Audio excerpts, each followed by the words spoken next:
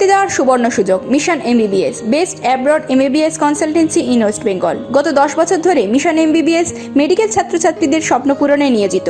ভর্তির জন্য কল করুন 9732122744 नंबरे। जगन्नाथ सरकार जी को जिताने के लिए पूरा शांतिपुर आज सड़कों पर आया है। मैं शांतिपुर की जनता का बहुत बहुत धन्यवाद करता हूं कि पौराणिक भूमि पर मुझे पूरा भरोसा है कि 2 मई को कमल खिलेगा और जगन्नाथ सरकार जी जीत कर आएंगे। बंगाल के चुनाव के चौथे चरण के मतदान में कल एक दुखद घटना हुई। एक बूथ पर कुछ अज्ञात लोगों ने हमला किया।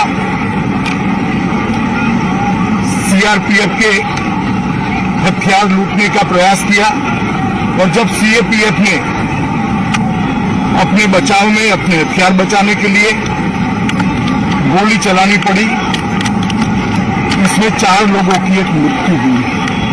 बहुत दुखद घटना। मगर इससे ज्यादा दुखद जिस प्रकार से इस घटना को पॉलिटिसाइज किया जा रहा है वो है। मैंने ममता दीदी के स्टेटमेंट देखे।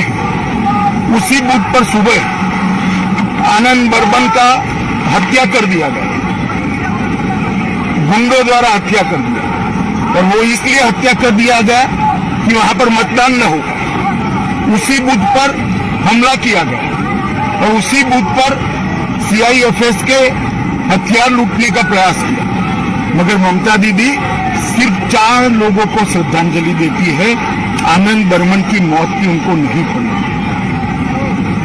मृत्यु में भी तुष्टीकरण और वोट की राजनीति, बंगाल की राजनीति को ममता दीदी ने कितना नीचे गिराया है, ये इसका एक उदाहरण है।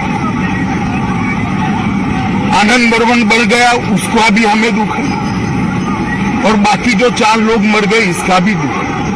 मृत्यु किसी की भी हो, वो राजनीति के परे होनी चाहिए।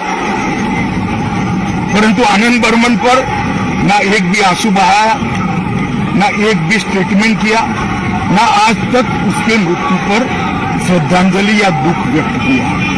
क्योंकि आनंद बर्मन एक राजवंशी समाज का नवयुवा है, वो उनकी वोट बैंक के लिए अनुकूल नहीं थे। इस प्रकार की राजनीति ये बंगाल का परंपरा नहीं है, बंगाल की संस्कृति नहीं है। और उसी शीतलकुची सीट पर ममता दीदी ने कुछ ही दिन पहले भाषण किया था कि सीआईएफएस सीएपीएफ वाले आए तो उनको घेर लो, उन पर हमला करो। मैं पूछना चाहता हूं ममता दीदी को, एक शार्प सवाल पूछना चाहता हूं कि क्या आपका वो भाषण वो 4 लोगों के मृत्यु के लिए जिम्मेदार नहीं है क्या? अगर आप वो भाषण न करती, ये 4 युवा सीआरपीएफ पर हमला करने का हिम्मत करते क्या? आपने उनको उकसाकर एक गोलीबारी का कारण दिया। मैं मानता हूं कि ममता दीदी के पास अभी भी समय है। जो 5वां युवा मर गया है उसको भी श्रद्धांजलि दें, उसकी भी बात करें, और बंगाल की जनता को इसके लिए, ये जो उन्होंने भाषण किया इसके लिए बंगाल की जनता के समक्ष माफी मांगी। और साथ में मैं बंगाल की जनता को विनती भी करना चाहता हूं, ये एक घटना छोड़कर बाय एंड लार्ज बंगाल का चुनाव शांतिपूर्ण ढंग से हुआ है। हालांकि कुछ भारतीय जनता पार्टी के कार्यकर्ता चुनाव के दौरान भी 5 से ज्यादा कार्यकर्ता मार दिए गए, इसके लिए भी ममता दीदी कुछ नहीं बोली। परंतु बंगाल का चुनाव शांतिपूर्ण हो रहा है, वो बंगाल में एक नई शुरुआत। पहले कम्युनिस्ट और फिर तृणमूल कांग्रेस राजनीतिक हिंसा को बढ़ावा दिया है। बंगाल इससे बाहर आ रहा है। बंगाल की जनता को मेरा करबद्ध निवेदन है, बाकी के 4 चुनाव में भी शांतिपूर्ण ढंग से लोकतंत्र के उत्सव को मनाएं, चुनाव करें, अपनी पसंदीदा प्रत्याशी को जिताएं और बंगाल के अंदर शांतिपूर्ण चुनाव का एक नया इतिहास सर्जने का काम करें।